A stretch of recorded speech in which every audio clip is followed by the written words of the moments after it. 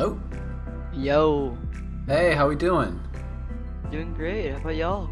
Pretty good. Good. Uh, so do you want us to call you by your full name, DrStrangeMcDuck, or do you Oh, that's prefer- just a mouthful. Just do duck. All right, Duck. Easy peasy. Yeah. That's a mouthful right there. For the first time ever, McGee, I actually have to turn you down. That that's wild. is shocking. I don't know what to say about that. Mm. It's a new feeling. Just say loud and proud, bro. Loud and proud. It's been like this for like a year now, where everyone has to put me to the max just so I'm audible. Not this time. Not this time though. Loud and proud.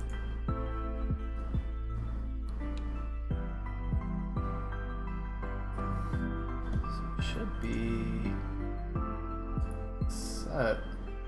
I'm gonna give it another minute to That's just make fine. sure I got my stuff ready to go.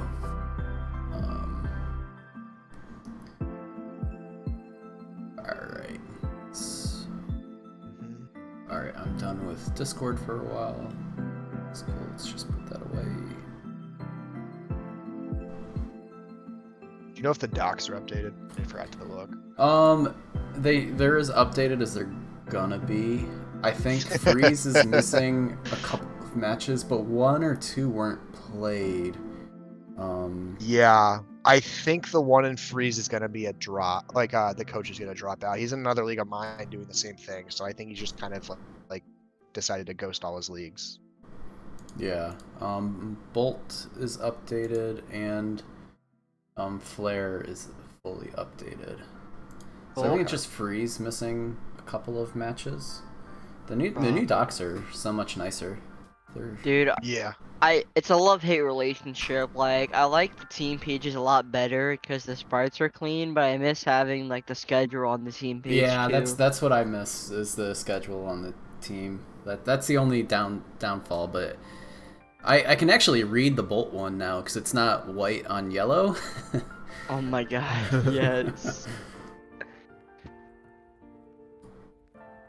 Okay. Why is Lunatone still top 10? What is this? Oh, which one? Lunatone? Oh, it's the sweep. Why is it still there, bro? Get it out. Wait, why can't I see it? Am I in the wrong division? Oh wait, that's Bolt. Never mind. I was confused. No, Lunatone's there for Bolt. 7. No, I was I was looking at Freeze, and I was just like, where is this Lunatone coming from? And then I forgot what division. When Finny has the most kills on my team, feels bad banged up.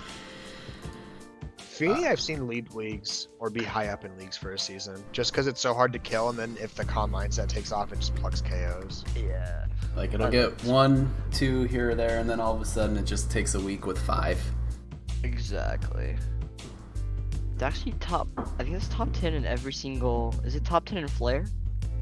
I think. Yeah, it's top 10 in every single division. It's a good Why mod. would Feeny be like that? It's not something you take like first or second, but It's mid real draft, position. round 1, and you're just like, well, I'm not sure what I should take. Finny's never gonna be a bad choice. I You think know? I got Especially Finny. when you have HP to work with, so you can get around some of the things you need to get around with. I Like got- HP, ice, yeah. or fire. I got Finny round 4 somehow. I don't know how. I never Yeah. take Feeny. Alright. I like my waters that can heal. Fair enough. Our Bolt draft, I think everyone just kind of had their own plan and executed on it. Like I don't know, it just most people I think got what they wanted. So Dude, I wanted Mega Metacham, but it was kind of like if Glade's still there, you kind of have to. yeah, You kind of had to commit. yeah. All right, I'm gonna go ahead and get us started. Let's roll. All right, everyone, welcome back to our recap stream. This is week 4. I'm Dr. Geo. With me is P McGee, and we have a guest host today, DrStrangeMcDuck, but we'll just call him Duck. So welcome to the stream. Thanks for spending some time hanging out with us tonight, giving your opinions. I hope you don't have good opinions, because then you're not going to fit in This very is- well here. Oh, come This is on only now. for the worst takes. Oh, only hot takes. No Have good you takes. Bruh, have you seen my PRs? Come on now. That's for real. good. So just for the uninitiated, we're going to go through. We're going to take a look at some of the matches from this week. We'll do a couple more in depth. We've got one picked out for every league. In addition to that, we're also going to do Duck's game. He'll give us a little extra insight to himself, and we'll also tier up coaches on what we think. Oh, you're not going to miss playoffs. Well, maybe. You can still tank. There's still plenty of time to tank a season. You get that low draft pick next season. That's how it works. I think she has to. I think she has to lose out at this point to miss out on playoffs. I but think it's possible. So. Nothing's impossible. I've seen Dilly lose out before. Yeah. So it I could mean. happen. All right. So we'll start with Freeze. I'm gonna make this a little bit bigger. Doesn't need to be too much. Okay. So, taking a look here at Freeze, going through our matches for the week. One of them wasn't played between Black King and Luna Lena. At least I don't think it was played. I couldn't find any record of it. And No, the coach has been inactive. Not Luna, but Black King has been inactive. So yeah, it's our expectation the game probably isn't going to happen, at least with that coach. But we'll see if that is changed and maybe a new coach picks it up and plays it out. And the other one that was having an issue, at least it was for me, between Miami Mimikyus and Groveland Gallipods, Prince and Adrian. The replay wasn't working for that one. Like, I needed a password, so I don't know what's up with that. I've never seen that before on Showdown. It means they disabled spectators, and when you do that, if you disable spectators, then the replay doesn't allow you to view it. It's weird.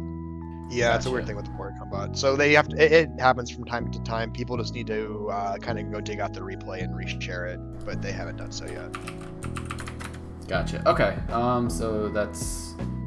So I don't know what happened in that match. So the other 4 matches, I do know what happened. You had Thorazark and King Alpha. This is going to be our featured match, so we won't get too into it. But this is the Beedrill Lele core, and it really comes alive, this match. So there's some good stuff to talk about on that one later. We had Adrius, Los Angeles Darmanitans, go up against Sticks and Stones of the Magnazones. This was a crazy match. It kind of came down, like, I hate to say it, like, Freeze had 2 really, really close matches. There was a double freeze early on that just allowed for, like, insane momentum swings for the Sticks and Stones, and then it still looked like they were about to lose it until it was a setup Feeny who just couldn't die. So, like, cool. That's how Feeny be. I thought in that match, like, how the delay was going, I thought Adrius was just waiting for Misty Terrain to run out so they could then Toxic, but then the Toxic didn't come, so it's just like, oh, they were just fishing for a crit, I guess, which is fine. I think that was no, that's not this match. Okay, the other one, and this one came down to the last mon on the field had 5% health. It was between Upperog and Sableye. It's the horse and panda combination. It's pretty strong. But it was back and forth, and for a set, like, I don't know, man. It was like, if you click a non-attacking move this match, then you have to forfeit. It's like they had some house rule or something. I don't know, man. He stacked. Sableye easily could have won that. He just kept Median instead of going Blissey on Ghost Horse for some reason, and that's all it took.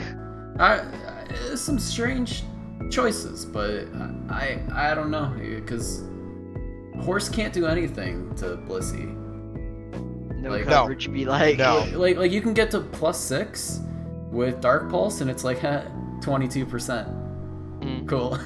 You are basically required, like, the only way Blissey can deal with Horse is by carrying Shadow Ball. Like, you're kind of forced to, which is why you'll see people run at least on ladder before it was banned, people were starting to run Calm Mind Horse as opposed to Nasty Plot.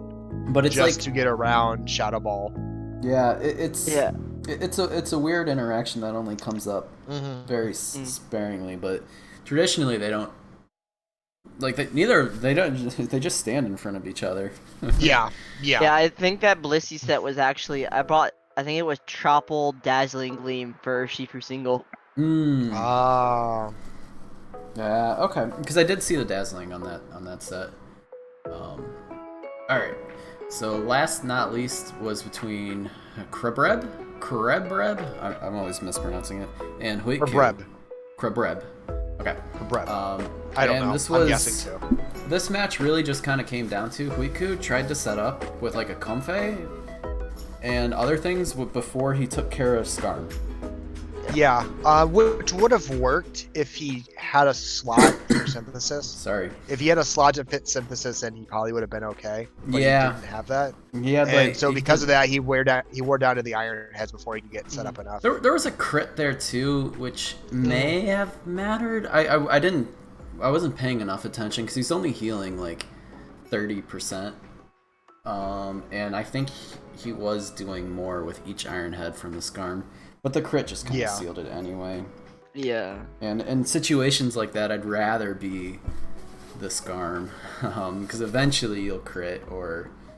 It's just a good reminder to bring a Skarm answer. Like, have a very clear way of addressing Skarm. Because he had a Alolan Muck, which wasn't going to break it. Miltank, which wasn't going to break it. Comfey, which wasn't going to break it. Rillaboom, which wasn't going to break it. No. And I think Greninja went down early. And so it was just all in Necrozma, but he had outs from Necrozma. So he got shut down from the Skarmory because Skarmory can do that. Yeah, we saw one other match, and I'm pretty sure it's up in the Flare where instead of like a physical wall, it was a Blissey, and only one Mon could ever touch the Blissey, and it went down in like 10 turns, and it's like, oh, that's over. Well, you can still technically win, but like. I don't know how you kill this Blissey. It's going to take a drastic amount of misplaying on Blissey. Yeah. Blissey's one of those mons where if you just don't bring it out to it, it just sits and then just exists the whole match. And like, you know, even if it's only throwing some T-waves and some seismic tosses, it's fine. It's eating up your resources. It doesn't care. Chip is chip. Yep. Chip is chip. Mm-hmm. Okay. So when we look at the standings then, we do know that Adrian of the Miami Mimikyus was the winner, so they take the top slot here, 4-0. But still, we have Groveland right behind, 3-1. I think it puts them in third, though, because of differential. I don't know. I would imagine. I don't, because it was a 4-0, and I don't know what Chicago Cubones, if they've done it. No, they're 3-1. And I don't know. Okay. No, head-to-head doesn't matter here. It's differential first. A differential? Okay. So yeah, so that makes it really Chicago easy. For sure. Yeah. Okay, so Chicago takes second place. Then we have Groveland, Galicipods. We have a plethora of teams here at 2-2, kind of all duking it out. Bellevue lost this week, and they're all really close in differential, except for Bellevue sitting at 7, because they had a 6-0 one week, I think, and they've had only close losses. Yeah, that's the way to do it. And then Shed Ninja Lives did not play this week, so maybe they'll get the forfeit win. I don't know. It depends what the freeze mods kind of decide to do with that. But that's your standings. It's still very wide open race, especially for the not first, second, third place slots. Like you got what 1, 2, 3, 4, 5 teams here with 2 wins. That's a lot. That's most of the it's more than playoff slots basically. Yeah, I feel like it's definitely gonna be one of those divisions where it's like at the very end, 2 people are gonna have the exact same amount of wins and losses, but just miss out because of diff. Yeah. Yeah, I could see it being 3 people are gonna be in comfortably by like week 8, 9-ish, and then 3 people are gonna be handily eliminated, and there's gonna be like 6 people fighting for 3 spots. Yeah. That vibe. And you know, you hate to see it that way, but you know, eventually you gotta pick something to be. Yeah. Something has to break the ties, and anything is better than a coin toss, which I've seen some leagues where it's like they don't have too much in tie breaks, so it's like differential's the same. They didn't do head to head. Okay, just toss the coin. Like, I don't know about that one. No. My normal go-to for if they tie in diff, it goes to kills and deaths. If they somehow tie in that, then we send it down to if they played each other, who won against who, and if the person who tied played that other person they tied with and won, that person moves on. Yeah. Yeah. That's I've similar seen to it what historically we do. be. Yeah. I think we do, because we do. McGee and I, we admin for a league, and this is kind of my thing. I hate differential. Like I just think it's kind of a dumb statistic, but it's easy to track. Very easy. And Yeah, so, very I mean, we track it too, even though it doesn't count for anything. So, Fair enough. It's good bragging points, man. Head to head's usually our first like go-to for tiebreakers, Yeah. just because head to head is who won, so we give that person the benefit. But again, it makes sense looking at differential. It keeps things very clear and straightforward. Yeah. You don't have to dive into it, especially when we end up in like weird three-way ties where one person beat a person, then that person beat another person, and that person beat you, and then it gets all convoluted. Love triangle. All right, so we've spent enough time talking about this. Let's take a look at these MVP standings here. I'm very, very happy actually to report that Edelgas is not in the top 10 anymore. Oh, thank God. Thank God. It has to show up to matches to stay in the top 10, which I guess will be incentive for the Bellevue Bellsprats to be bringing it to some matches soon. No. I mean, force it into the lineup. It won Never. one match, and even then, it shouldn't have. I don't even remember what happened in that Shouldn't match. have. It's literally the worst mod. It got a leech seed kill, and then like it leech seed killed the last thing that could stop it, and then so it just kind of I think sat there and like click Giga Drain to victory or something like He that. never swapped in anything that actually killed LD Goss. He just swapped in random stuff. It did not deserve 3 kills. All I'm saying is, I've played plenty of draft. We all have. Yes. Name me a mon that's worse. You can't, and I refuse to listen to any suggestions contrary.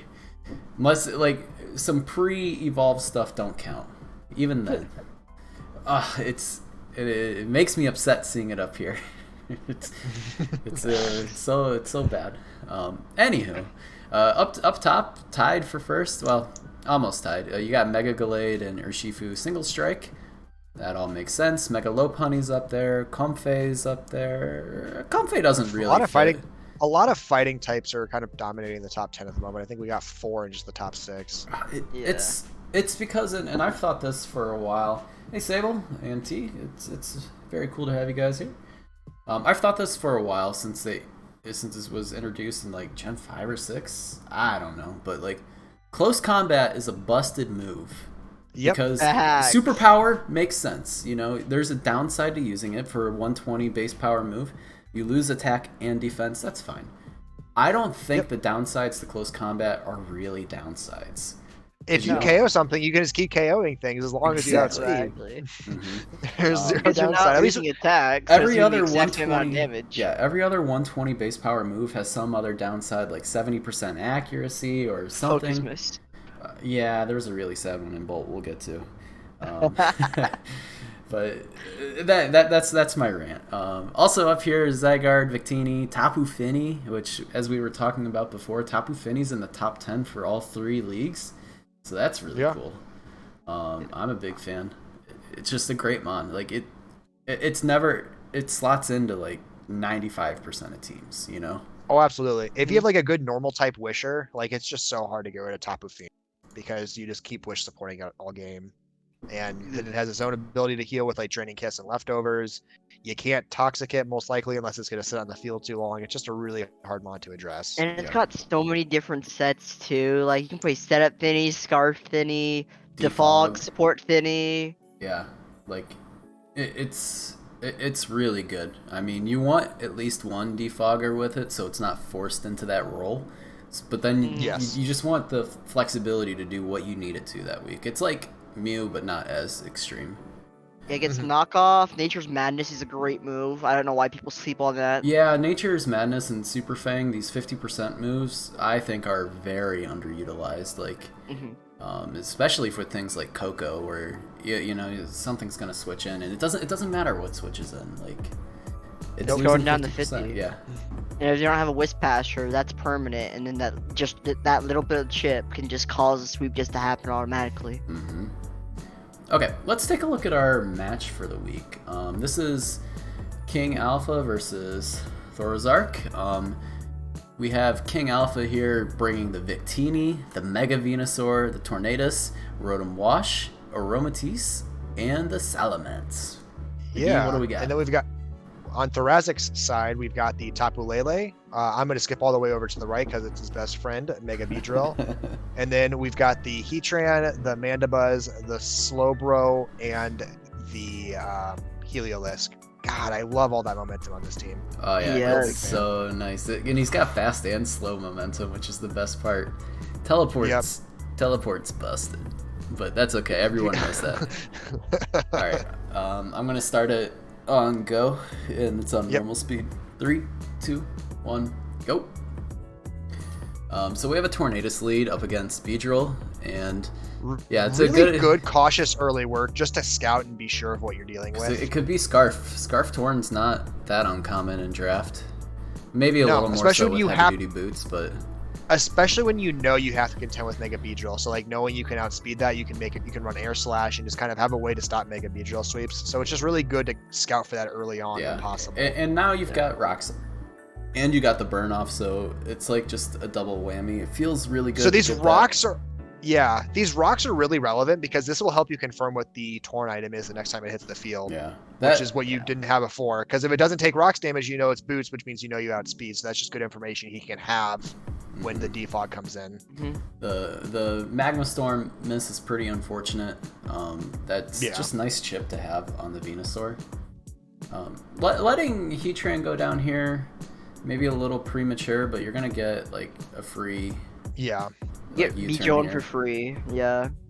Get the Mega. You know you're outspeeding the Victini because it's confirmed the item. Torn comes in. Torn confirms what I was saying, that it's not Scarf, it's Boots. So now you know you outspeed the Torn for the rest of the game.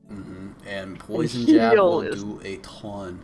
And this is really key. When he comes in and you see you do 37 and now you're in Hyper Voice There's range, no switch in. Yeah. Something has so this to Rotom die. switch in was kind of like a bad panic switch in where you just throw the Rotom. You threw the Rotom away, essentially, even though the Mega Venusaur is pretty dead on its own. Yeah.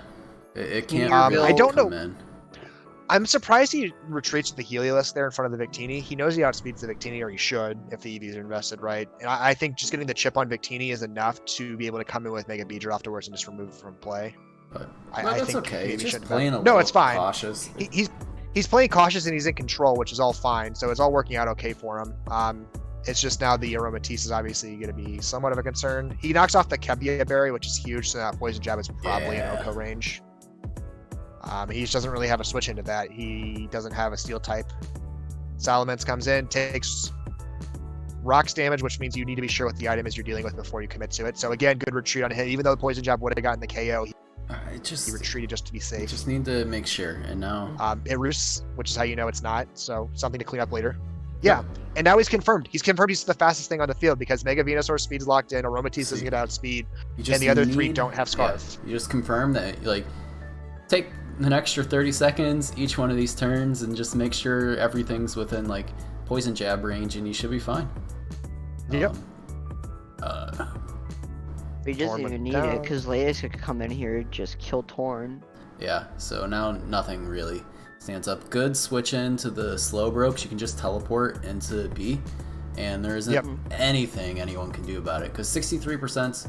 Oh, even better. So, just the Future Sight just. I don't think he has it here, which I found that surprising that his Slowbro wasn't able to slow pivot into it. It works out fine in this match. It was a really interesting decision, just to not run that free momentum into B. Yeah, but he's working around it fine. I think so. It's not like it's hurting him. I think a more interesting decision was double Future Sight because he has Future Sight on Lele and Slowbro.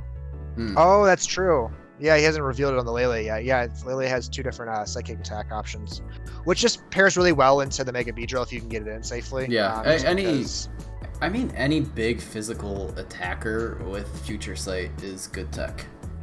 Sometimes it's too slow for you to run, but when you're able to run it, it just feels so good. And Slowbro is one of the best runners in the game because you Future Sight, click teleport, you get your aggressive mon in safely, and if it's a bug type or a fighting type, then the only answer to Future Sight being a dark type can't come in, and so it's just really oppressive damage. Yeah. Yes. I think this draft really utilizes the abilities that Beedrill has for its very limited set. Yes, I mean Beedrill's not running a very exciting set. It's U-turn is one of the moves, Poison Jab is one of the moves, probably knockoff, and then you can get techie with some things like Fell Stinger or Drill Run, Whatever Toxic you Spikes need. if the situation's Fell there. Stinger Yeah. is the most fun one to me. Yes. Like coverage is nice, but extra attack is nicer. Yeah, so Poison Jab gets the KO. Everything else is just cleanup here. Yeah, Heliolisk comes in. Heliolisk is just going to oppress, click. It's just going to keep clicking Hyper Voice until it goes down, basically, just to force the Venusaur's hand, but it gets the paralysis proc, so it takes care of that. Victini comes in. Victini doesn't have an answer, and so good on you, Heliolisk. Yeah, this is a nice switch. There's no reason to throw the Beedrill away here. Worst comes to worst, the Heliolisk dies. Lele comes in to kill the Venusaur. But absolutely. In any case, Heliolisk cleans everything up, and just well done. Well done. It's just so much momentum to stop on this team. Just that team can all pivot pretty much except for the Heatran, which is just to find enough bulky piece that it's not really a huge deal. Mm-hmm. Yeah. I thought this was a very clean win, and probably the cleanest win of the week, in my opinion. Yeah, at least in Freeze. It's when you have a game plan and you come in and you just execute it. Sometimes when you execute your game plan well enough, it looks like the other side just didn't have any answers. And it's not like Alpha had answers, but it's just too much momentum. Yeah. You get caught sometimes in these momentum traps, and I've been in a position like that before, and usually I'll sack something to end it because I just can't. Which is what they want. So, it's what they want, but for me, it's I got to move the game forward, and I'm gonna lose even faster. Absolutely. Okay, we're gonna do some tiers for Freeze. Tier time. So, all right, I think it's really tough for me to gauge top tier here because I didn't get to see the match, but obviously Miami Mimikyus stay up there. You can't bump them down undefeated. for continuing to win.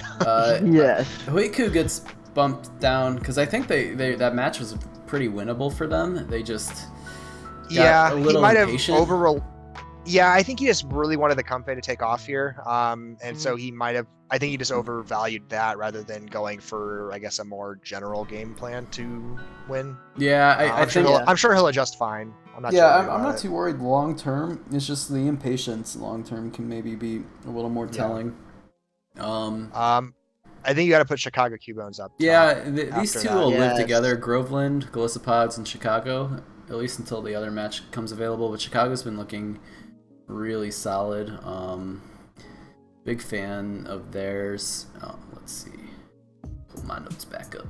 Can we make Black King just C, just because he never plays a match? Yeah, he's I think that's the Indian and Fernapes. Yes. Is that right? Yeah. Get him down there. Because the last week they didn't have their match done either, so. No. Yeah. And he has a scary team, so if he gets back or a coach comes in and takes over, I think you can tweak some of the back end pieces, and it's a really threatening team to deal with. Mm-hmm. Yeah. Let's see some of these other teams here. The Belleville Bellsprouts. What team were they? They're the one that's team. 2-2, +7. They know how to win comfortably, and they only lose in close contention, contentious matches. They lost this week by not too much. So. And when he does lose, it's he loses because he makes a simple mistake that just ends up costing him the game. But I think his matches are close enough to the point where he can sit comfortably at A still. And those are the mistakes that are more easily fixed. If you can build solid teams, that's the harder part. If it's just a small little battling mistake, that's a little bit easy, in my opinion, at least. I agree. It's just easier to fix. Because if you struggle to make good teams, well, that means your understanding of the game is what needs kind of changed, and that takes a bit more time. He's literally lost 1-0 in both of his losses, and he won 5-0 in one of his wins, and I think 4-0 in the other win. 4-0 in the other win. So he's winning comfortably when his game plan is working fine, and he brings it right to the very last turn when he's not. Right. So the rest of these teams are kind of all the 2-2. So I'm kind of just happy to leave them in B. Just because, like, they need to kind of differentiate themselves a little bit from the pack. I'd bring LA down a tier. They've lost 2 straight. Oh, they're in B. Never mind. They're in B. Yeah, like I said, the Bellevue looks a little more solid than the rest just from play. Yes. So I'm that's how I'm gonna leave it. Like, they may be up there with I think the that's A's. Fine. This is kind of where I want to leave it. If you guys have any last words you want to put on this team, speak now, or we'll move on. Moving on. No, moving on. Okay. So now we're gonna go to there it goes. We're gonna go to Bowl. The best division. Because we finish our matches on time. Although Flair did too. Exactly. Great. I mean, I think so. we had like a makeup game that showed up a little late, but we got there. Oh yeah, there were 2 played today, like both from Sid, or maybe it was Sick. I think it was probably Flow. Yeah, so but it confused me for a second. Yeah. Anywho, so here in Bolt, we're actually going to be covering 2 matches. We're going to be covering mine because it's rather quick, and we're going to also be covering Ducks because he's here to give us the real insight. So as for our other matches here, we had a 6-0 from JCaps up against North Stream, and the Subtoxic Slow Bros, and this was a 6-0 more so because like 20 turns in, 2 focus blasts missed in a row, and North just didn't want to continue because they felt they had no way forward. And I mean, they aren't wrong, but you could debate what forfeiting means in a draft league. I'm not a big fan of it, but no. I'm one of those people where even if you're about to lose, just don't forfeit. Forfeiting's toxic to me. I wouldn't go as far to something say it's toxic, but I want to see you play it out, especially when differential is your main tiebreaker. I think it behooves you to play it out, but on the other hand, you're playing against the triple regen core, so even though you've lost, you may have another 50 turns in your future. So I don't know, like, you know, you all can have your own opinion on what it means. Okay, it was an important win for JCaps though. I think he had some trouble with his regen core getting exposed in recent weeks. You played and beat him last week. I remember he lost an earlier match because Vika Bolt just kind of went berserk against his regen core. And so he has one of his best teams, and I think he was just having some issues getting it to take off. So I think this was a really encouraging match for him, just to kind of get his feet studied a bit and go forward with the season. Right. So next we had Thor versus Argonaut, the Sydney Scythers versus the Vibin Victinis. You know, sometimes Mew's really strong. It came in with a Cosmic Power set, and it was at a point where there was no more Toxics, so it just kind of got to sit there. And maybe it wasn't. I think this one was Calm Mind because I think it was running Flamethrower and Psychic, and that's all it needed. So. And like, sometimes like that's what's hard about Mew. Like if someone's actually vibing with it, and I shouldn't use vibing because the other team's name's vibing, but if someone, Eileen, don't worry, Queen. We'll talk about your match, but. Yeah, anywho, Mew's strong. Next we have Blaze up against Sarcasm Incarnate. Blaze is the coach of the San Diego Charizard. Sarcasm is the coach of which one is our first place team? Oh, our first place team. Peoria. And I'm not sure I've seen a haxier match. We had 3 electric attacks and 3 paras from it. We also had oh, that's right. We also had Blaze missing moves, and it's just I think Blaze made some poor decisions in the match, which I think they said that too, but like, you know, sometimes RNG wants you to lose, like. Yeah. They just want him to be undefeated. I mean, what can you do? What can you do? Yeah, so sometimes the game's just like gives you a win, and you're like, I had plans, but. I'll take what I get. Yeah, because Rotom Frost missed an early Will-O-Wisp, which would have shut down Mega Metacham. Cinderace missed 2 Pyro Balls, which would not have broken the Mudsail per se, but it would have at least put some dents in it to it could have helped. Make room. Yeah. He had something else happen to him too. Oh yeah, because everything got paralyzed. Like Mega Aerodactyl got paralyzed by a muck. You have a higher chance of getting poisoned by the muck than paralyzed, and still got paralyzed. Yep. Rough match. And then second to last match between Joshua of the Hopes Peak Deoxys and Cats of the Bakersfield Bearticks. No, that's Miles' team. No, it's a Dastardly Gentleman. Sorry, guys. We will learn it. Unaware Clef is a thing, and you gotta watch out for it. Because something was setting up, Unaware Clef came in, and I was just like, alright, cool, whatever, I don't care. Yeah, this was just a blowout. Cats didn't really have any, like, out on his team to out that defensive core. No, so, he tried to go for, like, a Calm Mind Roost Tapu Koko, but it wasn't enough. No. Like, especially when the Unaware Clef comes in, it's like, oh, okay, cool. And they even said it in the chat when the Unaware Clef came in, like, alright, cool, then I literally can't break your team now, so GG. it is that way sometimes. So if we take a look at our standings a little more in depth, Aurora, they're sitting at top, and then, you know, right up behind our next three, Indiana, Columbus, and Dastardly, all kind of sitting there, not too far apart in differential either. I think none of these teams have played each other other than Dastardly and Peoria, I think, right? I think so. So, you know, a few of them are scheduled for later, so that could be really important for seeding and potential playoffs, assuming things keep kind of going as they are. We have only a couple teams here, too. Sydney, Hopes Peak Deoxys, Subtoxic Slowbros, and Hungry Sharpedos. So they're all sitting at 2. They've been trading off wins and losses, I think.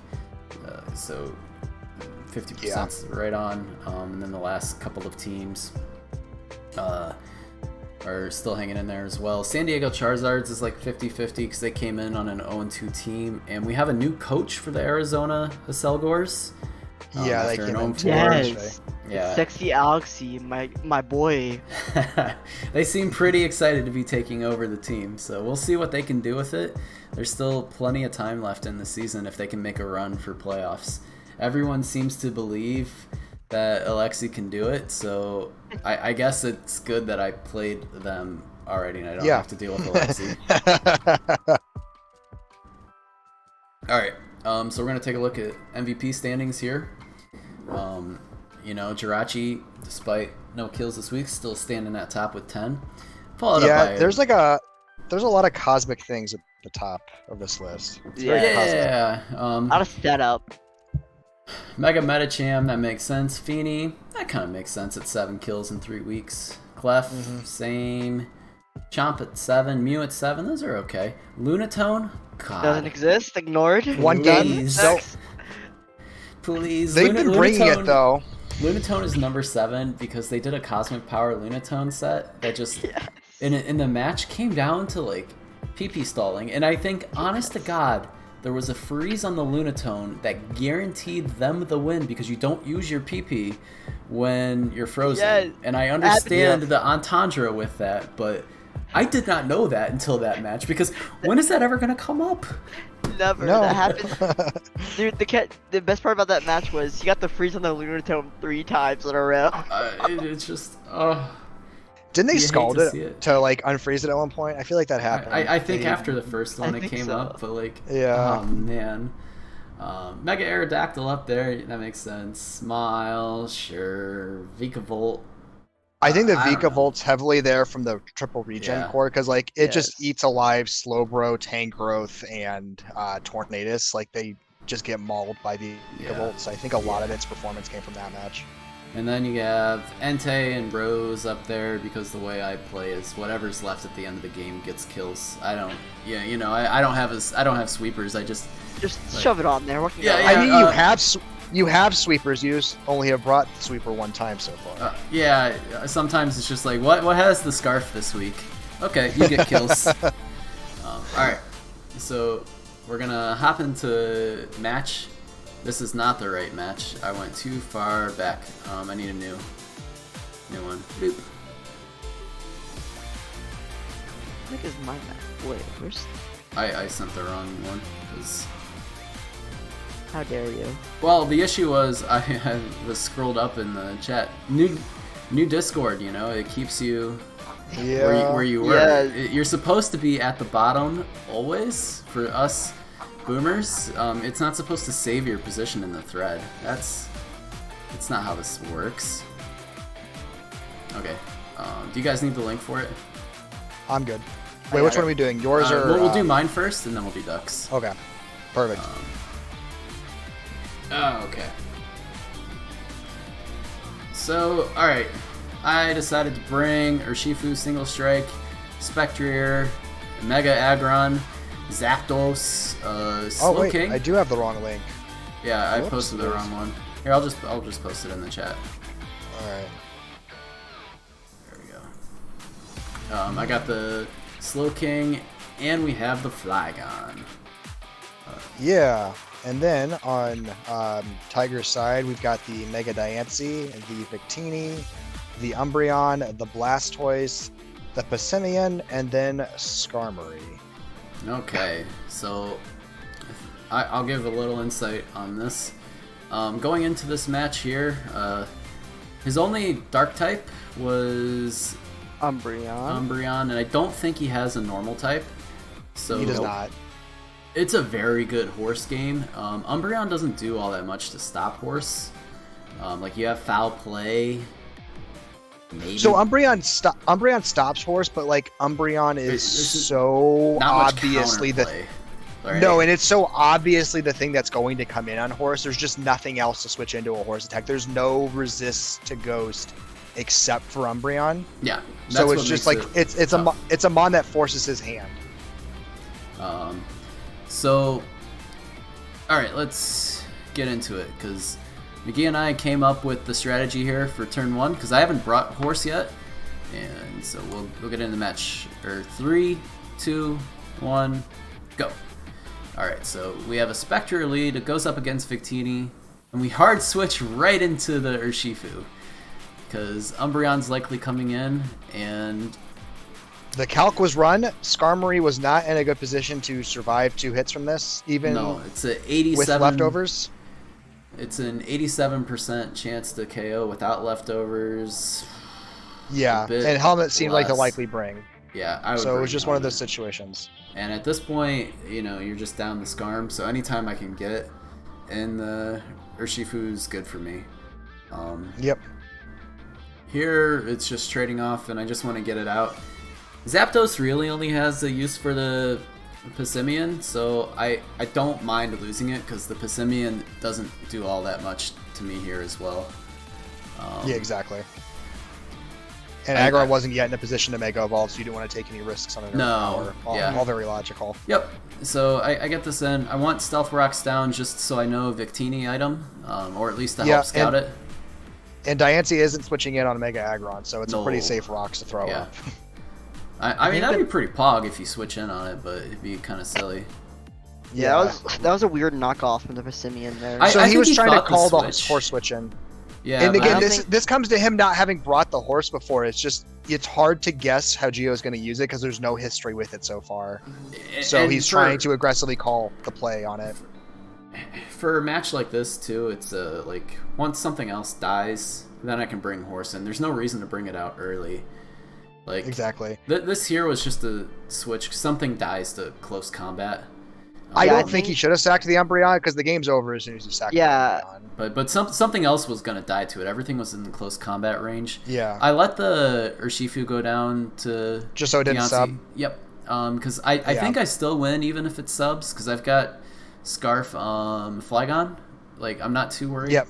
But I wasn't running calcs at this point. I just didn't want to risk anything. There was no reason. No, you were in such control that there was no reason to take any risks on that. Yeah. Especially because I think you're at a point too where Flygon just clicks Earthquake, assuming nothing's behind a sub and just wins. Yep, and so would win there as well. But yeah, I mean that was just everyone's saying horse is bad, but it just won a match, crappa. So So that's what I like about horse and the way you use it in this match is that you hadn't brought it before. So you knew you could probably bait your opponent into like what we call like a level 1 play, which is address the horse clicking Shadow Ball. And so there's only one mon that addresses horse clicking Shadow Ball. That's Umbreon. So you hard call that early. And then as long as they send in Skarmory or the Umbreon like they did, then Urshifu's just guaranteed to KO. There's no switch into close combat. So you by turn 3 are already up a mon, which I think was a discussion we were having. Yep. And so it just puts you in a really comfortable position really early on to keep exerting pressure like you did the whole match. And for a match like this, like your Shifu being at 50% isn't a big deal because it either kills what's slower than it in one hit with the life orb, or it's not staying in. Yep. Tiger actually asked me, "Hey, Doug." Hey, sarcasm. Thanks for the. What do I need to follow. bring? Go ahead. No, I was just saying thanks for the follow. Go ahead. So what did he ask you? Tiger asked me, "Hey, Duck, what do I need to bring here?" I'm like, okay, basically bring Umbreon. Do not sack it, or else you're instantly losing the horse. And then he sacked Umbreon, and I was like, I mean, the game was over. It was over either way. But like, yeah. It was just it's an unfortunate matchup too because every other team I've played has had like 2 answers to the horse, and if you have more than 1 answer to horse, it's probably not coming. Unless like for whatever reason it's SPDF is so low that like Dark Pulse starts doing big chunks to it, then you're in trouble. But like it's 15 points in this format, right? Oh, T, thanks for the 14 sub. 14. I think 14 or 15 or something like that. It's quite expensive, but I felt okay drafting it because I got it like round 5 and I had decent pieces around it already. And it just goes so well with Urshifu, just because Urshifu wants that speed tier and it wants something that punishes some of the things that it can't deal with as well. So Spectre is just a really good answer to that. Okay, Chad is saying it's 15. Okay, yeah, so it's a nice combo, and it's always threatening to come. That's what I like about some mons. Like, you have to address it in your prep at least a little bit. Like, you don't want to over prep for it, but because if you don't, it's just gonna come in and then just boop.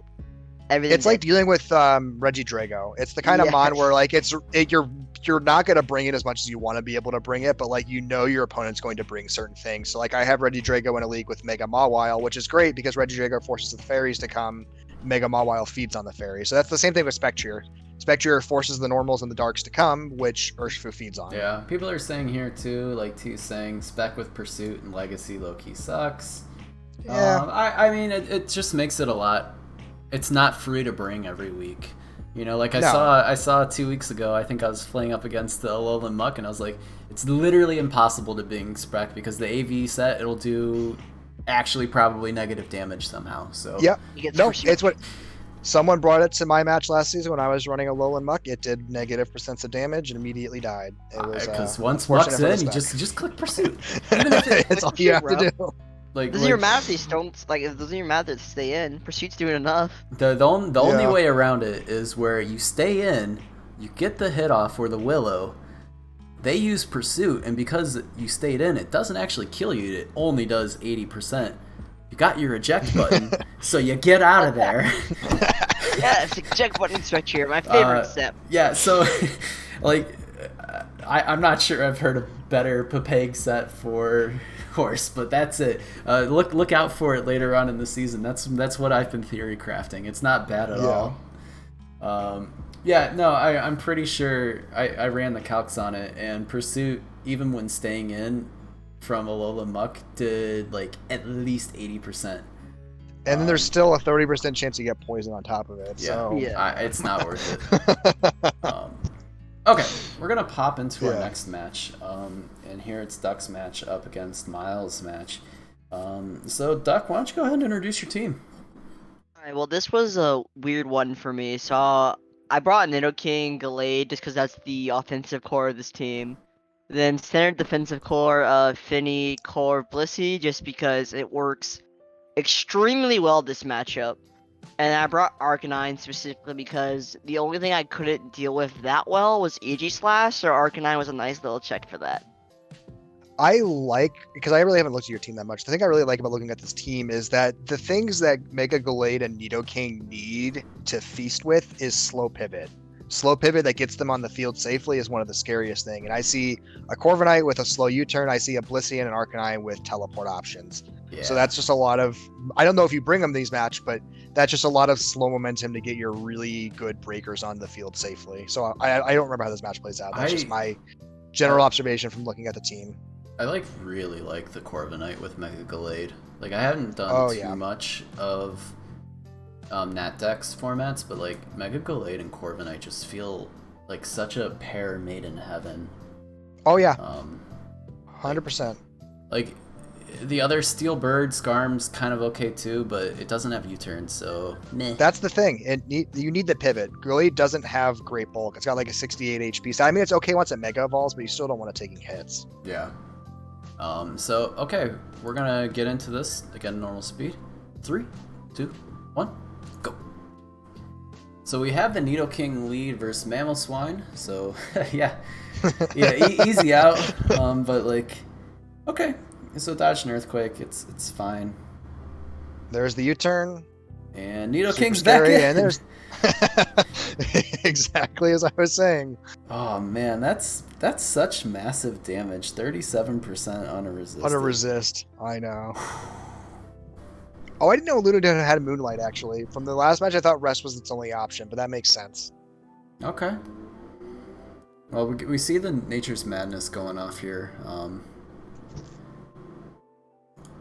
So that's pretty nice. It gets you in surf range. Then Manaphy comes out. And we see Substitute. Nature's Madness kills subs. I learned that from this match. I didn't know if it was like HP removal or actually damage. So if they sub and they're below 25%, the Nature's Madness won't break the sub. It's like Super Fang. Gotcha. Okay. Because that came into play once in a PDL season where they weren't breaking the subs with their Super Fangs because they were at such a low percent. It was really interesting tech. Duck, do we still have you here? My mic muted? Oh yeah, you're muted. You're muted. Oh, was it muted? Can you hear me now? Yeah. Yes. Oh, I'm so sorry. Sorry, we missed the most savage part when the Manaphy gets both the Tail Glow and the Shellac Berry eaten, and you just kind of haze it. That was ice cold. Unironically, I didn't even bring haze for Manaphy. I brought it for Lunatone. I was scared, man. I was like, I didn't get clipped here. I'm not about to get clipped. Yeah. So it's one of those things where like the Lunatone's got its niche of being valuable, and it's a good thing you address it, but like they've overbrought the Lunatone now, so now it's just getting too aggressively checked, which is unfortunate for them. Yeah. Here I stayed in 1 to the Blissey on the AG because I'm Choppel Flamethrower, so I was hoping he'd go for a +2 and then just hit me, but I'm like, no, he's gonna get a +6. So let's go Arcanine. Yeah, that was very sub-heavy play. Yeah, here I was like, I got us a sack because I can just go in it to Nido for free. So it is Nido scarfed? Nido's actually Life Orb. This is Life Orb. Life Orb, okay. That makes so sense. you just scare him out. Yeah, I don't need Scarf here too much because I mean he's not clicking anything that threatens me because I'm max HP modest. Yeah. So the only thing I ran wow. max HP modest because I didn't need the. I ran Speed Invest on Arcanine for Mamo, so I wasn't really too afraid of Mamo. Also, this is me speed playing because I was convinced he was. You're gonna see this later, but I'm convinced right now he's Scarf Mamo because he's playing it like he's Scarf. So yeah, no, that was my understanding as well, and the way you were playing on it was making me think you think it's Scarf too. Yeah, Blissey comes in here for free. Even if he volts here, I can just double. Yeah, what does Manectric have for Blissey? Anything? Is there anything Absolutely it could have? Nothing. It doesn't get special setup. So that's why I'm surprised it's even bothering to sub here. Not that it really matters, but like it should have just volt switched out immediately because Blissey just doesn't care. Yeah, and now I go Corv, and here I start speed playing because I saw the initial damage, and I'm like, okay, cool, time to just spam Roost on this thing. Because I'm still convinced it's Scarf. All of a sudden, 36. Okay, never mind. 28. We start with 28. Yeah. 36. Okay, maybe it's two different rolls. But we're dealing with metronome. It's fine. It's fine. You're not noticing the damage output. Dude, I'm speed. In a game, I'd miss this too. You know, I'd just be like, wait a tick. Hold up. I'm just speed playing. I'm like, wait a minute. All of a sudden, I'm dead. What is this? Yeah, you're not noticing. You're not noticing like the high rolls get worse and worse and worse. Yeah, and I didn't even notice till after the game because I had to watch the replay. I'm like, oh wait, it's metronome. Yeah, it's just one of those things. Like it's not that punishing unless you miss playoffs by 1 differential this season. Yeah. That's the only way it matters. Yeah, then I just soft boy at the end just in case he like crit pairs me. Yeah, no, I did the same. Not that he could have because of terrain, but I get the caution. Like... I've done this plenty of times in the end game where I get overly the way it is assured, but I get extra cautious just because I'm scared of like missing something.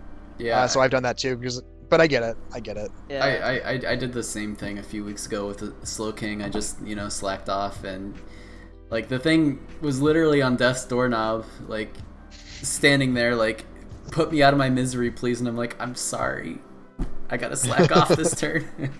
Yeah. So that was really well done, to kind of keep the Manaphy in check, really, and like your prep for the Lunatone just kind of was a double nice. Kind of worked. I mean, I didn't really think he'd bring Tailglow Manaphy just because Blissy's there, and Tailglow Manaphy doesn't do a whole lot to Blissey, depending on the set. The problem too with this version is, so he needs the Salac Berry to get past like the Gallade and stuff, and any potential slow Scarfers, like if you did do Scarfnito. Yeah. That just means you're running 2 attacks, because normally it's Sub and Tailglow, and 2 attacks is not great coverage. Yeah. Like Surf has to be one of your attacks because it's your best stab, or spam. So the Manaphy could have worked if you get sort of Blissey early game. The Manaphy is actually very scary, but he's not able to break the man. It's one of those things where the Manaphy came in trying to do its thing far too early when there was just too many answers alive and healthy. Whereas I think it was a solid bring. You just gotta force the Blissey into an early death, or at least cripple it, and he didn't get that before we tried. I think the thing about Blissey in this matchup is he has really few good physical attackers, and most of his team is special anyway. So Blissey did just kind of sit on everything except for Mamo. Yeah, I was and you have such a clean answer to Mamo, and like I don't know, close combat. I mean, anything Mamo. Yeah, which is why we're Choppleberry Flamethrower. I didn't get to reveal it, but okay. Good tech. So that's a good match. Let's hop into these tiers. All right. So taking a look here, I think we have a couple teams here that are really playing above the rest. Like I would venture any of these teams can take games off the rest pretty reliably between, yours, the Indiana, mine, Aurora, and Dastardly Gentleman. They all seem really strong. A couple of other teams that I do like. I do like the Sydney Scythers. I like Blaze, and I think if JCap keeps things going, Subtoxic Slowbros, I like them as well. I think if they can get consecutive wins, I think they move up. I'm moving them up just for the sake of they're looking better than the rest. I think their losses have come to these top teams here, and if you're gonna lose to a team for power rankings, at least lose to the teams above you. Mm-hmm. Yeah, I think he's definitely getting the footing down with the top-heavy team. I think he's starting to learn how to prep with it better. So I definitely think we're going to see a lot more wins come out from JCaps throughout the rest of the season. And that's the tough thing about such a top-heavy team is 5 Mons coming every week, right? Like, yeah, because you said as much when you were like looking at this team as it was getting drafted. You're like, oh god, this team is scary. And then you have to keep reminding yourself that the team is so top-heavy, it's going to have like nothing in the back. Oh, okay. His last 4 Mons all have to average like 4 points. Okay, that feels a little bit better. Because when you know what's coming, it's just easier to react to it. Because you're not going to be surprised by an appearance. Like if Galarian Stunfisk finds a reason to show up beyond Beamage, I'll be shocked. That's on you and your draft. That's not anything about the Mon. This is my boy G-Fist. Then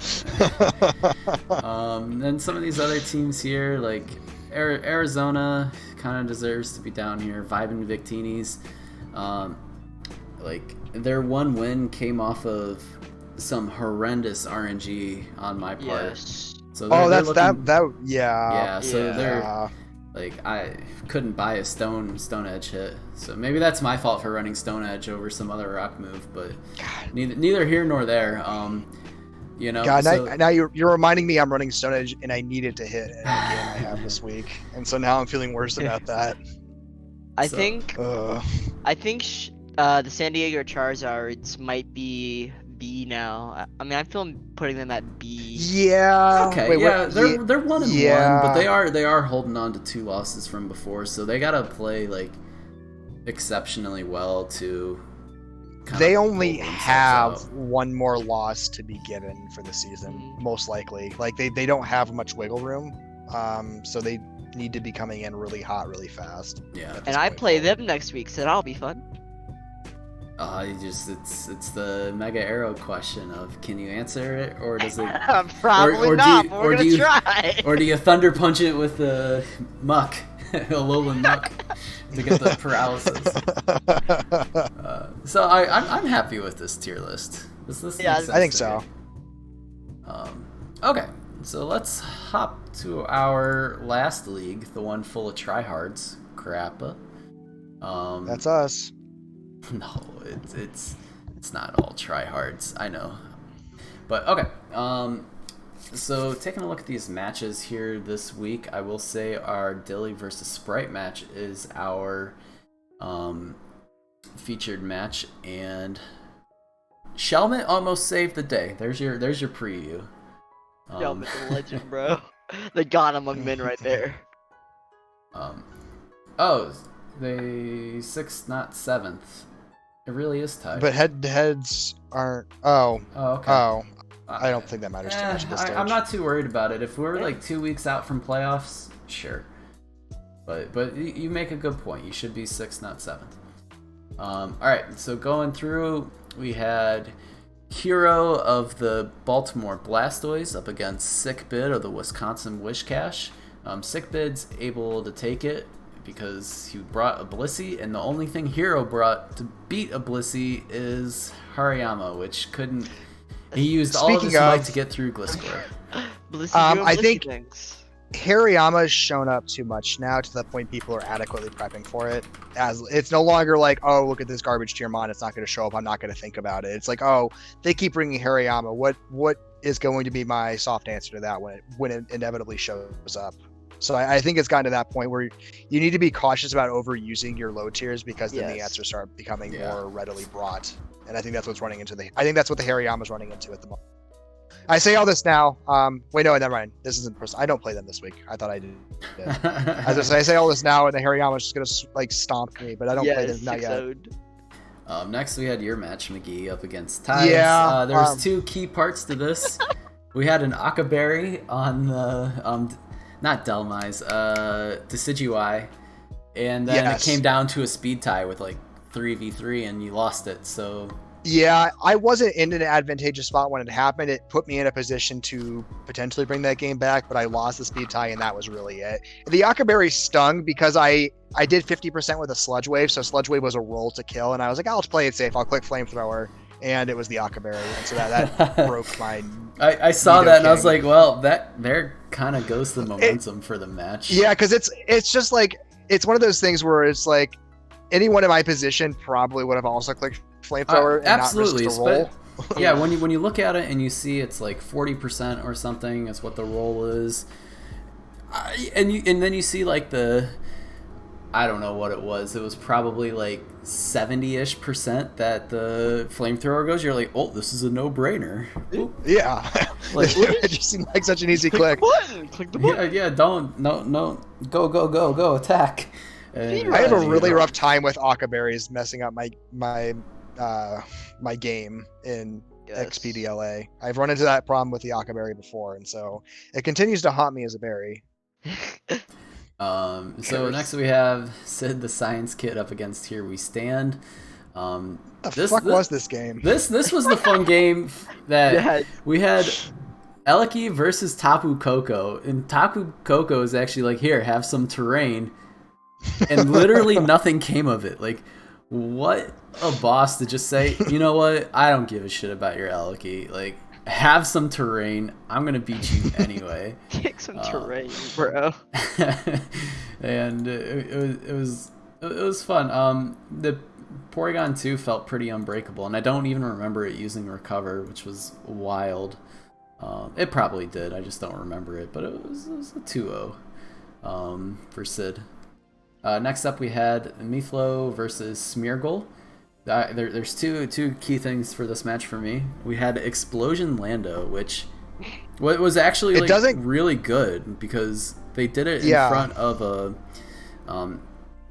Zygarde 50 that was setting up. So at this point, it can't stay in to like tank any more hits to maybe get to that like +2/+2 Dragon Dance where like then it just sweeps the field. And I think there was some play Smeargle had at the end there. It was going to be really hard. And even then it may have been lost because it came down to like Emboar, some other mon that doesn't, or Florges, which I don't think had attacks, and just regular Rotom up against G Corsola and Celesteela, and they let the Celesteela go down. They probably didn't see any outs, but I think there were ways where they could have outplayed to give them winning chances. That not that they would have won, but there could have been some winning chances because like the Volt Switch, it may have even been Specs Rotom. Like those Volt Switches were hitting really hard. So it's possible. I don't know. All that to say, it gives you a chance to win, not even that you will win. And that's trying to play out an extra 15, 20 turns. Sometimes it's not worth it. I mean, who knows? Who knows? And let's see, last we had Cameron Robb take it 2-0 versus Queen Eileen. I have one note here where it says Overgrow Superior Sag. Because it was rough to watch. I was like, okay, Superior's about to win this game. It clicks Leaf Storm, it hits. I was like, okay, this is game over. And then the special attack drops, and I was like, oh no. It turns out, at the end of that game, Deoxys defense was, too defensive. You couldn't break it. Yes. This is also, and I want to make note of it because it keeps happening. This is the 4th straight game now where Queen has had a game end 2-0 one way or the other. Every game this season has ended 2-0 one way or the other. Look at that. I used to have that. Wow. I had that with 5-0 until this week where I won 4-0, but I literally only had a 5-0 victory or loss all week, like the whole season. I was so sad. Those are the fun ones when things are nice and even and clean. Exactly. So keep it going, Queen. Yeah, it's good stuff. 4 and it's a 9-week season. Yeah, you don't know what's gonna happen. That's about it. You got it. Uh-oh. You got it. She'll figure it out. So, looking at our standings here, we have Colorado Mamoswine sitting at top. One of our Week 5 matches has already been played, so it's kind of chilling in here between Baltimore and Dragonstone. But you also, and I'm pretty sure Dragonstone took it. They did not take it. Okay, Baltimore took it. All right, I had a 50% chance of guessing. Oh no, you're right. No, yeah, no, they. I was honestly, I was just guessing. I remember the match, but not that. This was the one I was like, what the fuck was going on? This is where like Curse Munchlax shows up. Okay, I didn't actually watch it because I think I clicked it. Yeah. I looked at my little prep sheet where I have all the matches from the week, and I was like, wait a minute, this isn't a match. And then I looked at the time, and it was still at like 1:50 in the morning, and I'm like, okay, they played, more power to you, but I was like, I go bed. Like, this stream's gonna end, and I'm gonna go to sleep. But I'm also literally a boomer, so whatever. Anywho, so we have the Colorado Mamoswine, who has one of the sickest logos in the league, by the way, sitting at top with 4-0. They're sitting pretty. Do either of you know who they play this week? Not me, thank God. Idea. I can tell you in just a second, but not me, which is what I was really concerned about. I know. I'm having a tough time just learning teams, and then we get a few drops and replacement coaches, so I'm like relearning as we go. I think they play the Chicago Blackhawks. I might be wrong on the coach. Okay. Chicago Blackhawks, which is Smeargle. There's so many C abbreviations. What is this? I know. They play Smeargle this week to try to push for the 5-0, which more or less would secure a playoff appearance. I mean, it's possible to miss out in 5 and 4. It doesn't happen. The differential looks pretty solid to beat. Yeah. With 9 weeks, you'll be fine. Yeah. Okay, so they're sitting at top. We have Massachusetts Monkey Masters looking pretty good. They got a pretty dope logo. It's sad you can't see it. Maybe the best low energy logo out there, or low effort. There's plenty of energy in the logo. Let me reiterate. Dragonstone Dial goes the Cobalion Cucks, which I hate pronouncing every time it comes up. I love the image. The image is amazing. If we're talking low effort images, that's one of my favorites. Yeah, that one's really good though. It's really good. Mad Hatterine's also at 2-2, but every match of theirs has looked solid. So it's like, God, I hate saying this because it's one of those like cliche sports nonsense things.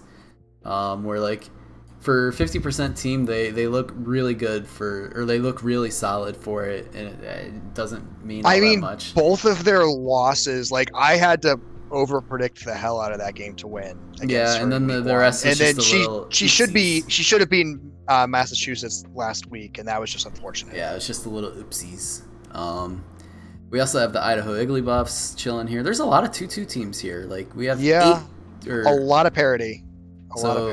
So, we have Wisconsin at 1, and we have got the Pick 2 Porygons at 0. Sprite made some big changes to the team, though, going into this week, and, like, they had to play Dilly, so, like, they played the best team in the league, but the team looked a lot better than it had in the other 3 weeks, so, this is, like, your go time, your chance to turn it around. And, like, some may say, like, your hardest match is out of the way, so... Or they play Queen this week, so maybe not. Just every time I look at their schedule, I'm not saying the matches are easy, but I'm saying perhaps your hardest match is out of the way. I just keep thinking they're going to catch a break in their schedule, play someone that's also, like, struggling, and it just seems like they keep catching someone that's, like, ready to take off and dominate. Because they played Colorado, they played Massachusetts... I can't remember who else they played. They might have played Dragonstone as well. Like, they just had a brutal schedule. I feel That's for not them. the gamer mindset. Come on now. All right, let's take a look at this MVP list here. We have Garchomp at the top. And, like, finally, something that makes sense. Big, scary dragon with a speed boost somehow. He's at the top. Okay, something's making sense. Zapdos also at the top. Or the good Zapdos, I should say, for attacking. Yes. Alright, all these make sense. Lycanroc Dusk. Okay, Finny, okay. Komodo, sure. Hariyama's up there. Hariyama. Through, like, here... Okay, there's something to take note. It's appeared in 5 games. It's only one of 2. It's only one of, like, 2 Mons on the list to be in 5 games. So it has more appearances than everything else. And I can't remember who. They're forcing it to show up every week. So eventually it's going to get kills. No, it's gotta come. It's Hariyama, bro. Yeah. Fighting types are really taking off, I'm noticing this season across leagues. I think traditionally it's dragons, sometimes some other speedier options, but like it's really been fighting heavy this season, which has been interesting to see. I mean, it's easy. You just put a choice scarf, close combat, win the game. Done. Yeah. Exactly. That's what I did with Buzzwole one season. But, after I gave up trying to like run these defensive roost sets, I was like, wait a minute.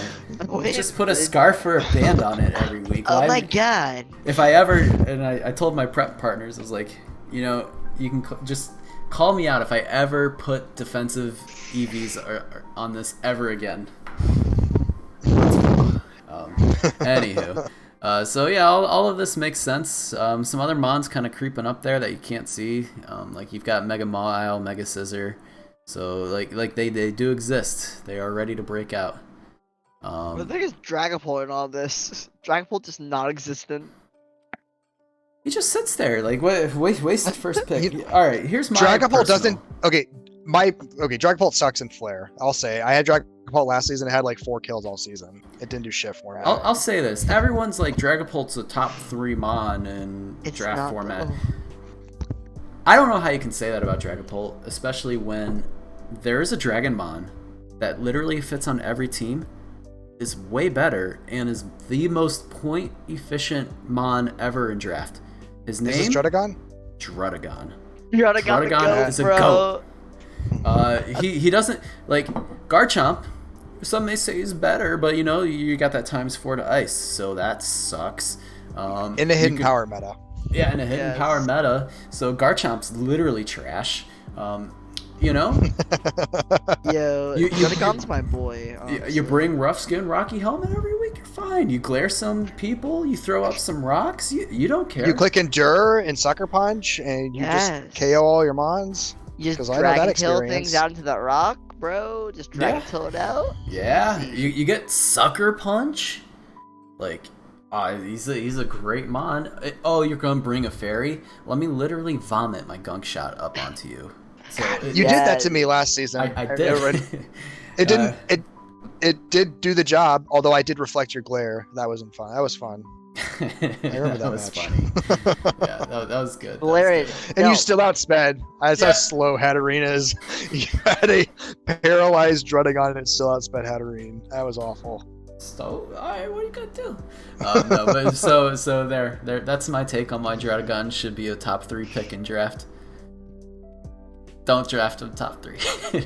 Okay, let's hop into this battle. So our last battle for the night is between Dilly and Sprite. Here on Dilly's side, we have the Tapu Fini, the Mega Venusaur, the Zeraora, Urshifu. This one's the single striker, right? This is correct. Yes. We have Rhyperior and Bronzong. And then on Sprite's team, we've got the Mega Pidgeot, the Floette Eternal, which is the only time I've ever seen it drafted, the Infernape, the Mew, the Shelmet. So automatic win for bringing a Shelmet to a match. Shelmet Pog! And then Tapu Bulu already trying to make his presence known on his first available game. So we're gonna get into this. This is actually just a great match from both sides. Yes. Oh yeah. We have a Zeraora lead versus Tapu Bulu. Easy Volt Switch if you have it. Oh, okay. Hang on. I'm gonna reset. Okay. All right, hit reset. So normal speed. 3, 2, 1, go. So we have a Zeraora lead versus Bulu. Easiest Volt Switch in my life. I do want to make note too, this is the most successful I've seen a Zeraora be on a team so far. I've just seen Zeraora struggle a lot in draft form. I know, I've never been able to get it to work. Alright, everyone shut up. Shelmet has arrived. And they set the trick room. Bro. With the infestation. Why is it called Manifesto, I have bro? no idea. But we got some spikes going on with the infest. Nothing for the Shelmet. Oh my god, bro, it's healing itself because of grassy terrain, bro. Ironhead. The most unfortunate thing is the infestation has to run out. And the trick room is helping the Shelmet too, which is just the humorous part of this as well. Yeah, here's the recover. 3 layers of spikes down too. That's rough. Get him 4% damage. Good chip. So this is a concerning part of the game because the only defog option that Dilly has available is the Fini. That's the only thing that can potentially defog. So we get the Bulu in. It's gonna defog. 'Cause you cannot win this game if you leave those spikes up. Yeah, the game is lost. It'll be fine. It's a really strong opening by Sprite. I think they thought they could get the Bronzong lead, which they do as like a counter lead, and so the Shelmet was just really able to do what it wanted to do on turn 1. It just kind of trap and set spikes. Yeah. But we see some setup here from the Infernape. It gets the close combat kill. Funny move. Hard Shelmet. I'm not sure about that, but I don't know what else you bring in here, unless the Mew has to be super defensive. It's tough. Alright, so what do you click here? Do you click the Woodhammer, or do you go for whatever the predict may be? I mean, you have to predict the Venusaur comes in. The Venusaur is literally the only switch in here, so you have to try Bronzong is dead, so... Yeah. Oh, and then the Shelmet I think it has Zen Headbutt access. It does have Zen Headbutt. He's used it this match on the Bronzong coming in and did 0. Oh, that's right. Okay. Yeah. All right. Quad resist be like that. Let's go. Let's go. Hurricane does 47 and no confusion. Try again. I see the Bulu come out onto a rock polish. Any other move, and you're feeling okay there, unless it was the poison jab. But it's actually a pretty free poison jab there if you didn't want to go. Yeah, there's no switch ends. Floette's not really well equipped to handle that. Nothing else has the bulk except for the Mew. But I think that's a Specs Mew. Oh, Life Orb. Never mind. Life Orb. Yeah, that was a good sack there too. He gets the chip on the Mew, so that's gonna make the rest of this a really easy cleanup. Whoo! 41% Wicked Blow. What a move! Yeah. What a move! Oh, Floette Eternal though. I mean, like, gosh, there's like almost no good physically defensive fairies. It's really weird. Most of them are so specially. There's Weezing G and there's Granbull, and that's about it. Yeah. And Granbull's not really. I mean, it has the Intim span, so like you can actually get away running it especially defensive. But it's not that reliable of a defensive fairy in general. Yes. But here we are. We are at the point where you can just click one move to clean up the game because nothing can outspeed. Because that's what Zero Aura does. I mean, Zero Aura was just trying to get this Bulu out of play so that it could do exactly this. Yeah. Which is spam a move. Which is why Zero Aura costs what it costs, because it can just be so naturally fast with that 143. Yeah, there's so many, like, you get to run Adamant or Modest so many weeks because, like, you're usually tankier than you're used to seeing, like, on Ladder. Because on Ladder, he's running most of his speed because there's, you know, Pulse hanging around and other Zero Auras. He needs that. He needs all of the speed stats to outspeed the Pulse. But in draft, like, wiggle room. Like, hey, my opponent's highest Mon is, like, 120? Is that what Pidgeot is? Make a Pidgeot. Pidgeot would be 120. 115, maybe? 115? I think it's 122. I'm looking at the 375. Oh, right, because Megas have weird numbers sometimes. Yes. Yeah. But still, like, that's a lot of wiggle room speed-wise. Like, I'm mousing over here. 423 Yo, you can easily run max, Adamant. 375, so, like, yeah. Cool, I can drop 40 speed for you. Easy.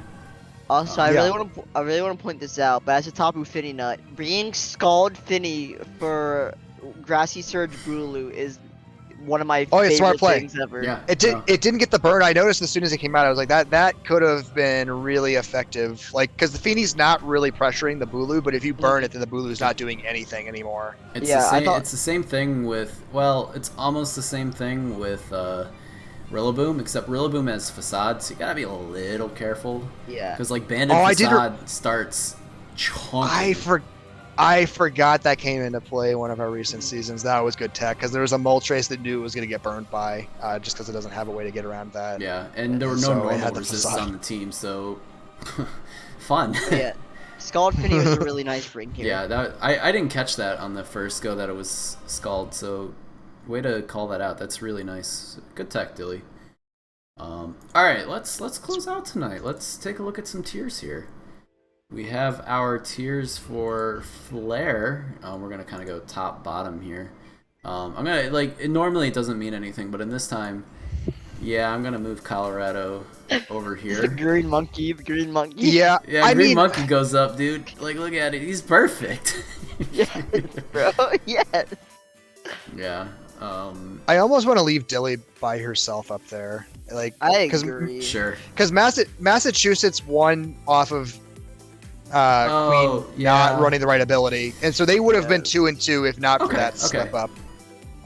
Queen played a better game, but you can't put Queen up there because she also didn't put the right ability on there. No, I'm fine with only one team up here. I'd probably get moved down. I should be at least at the very end of A. I don't think I've been playing my best.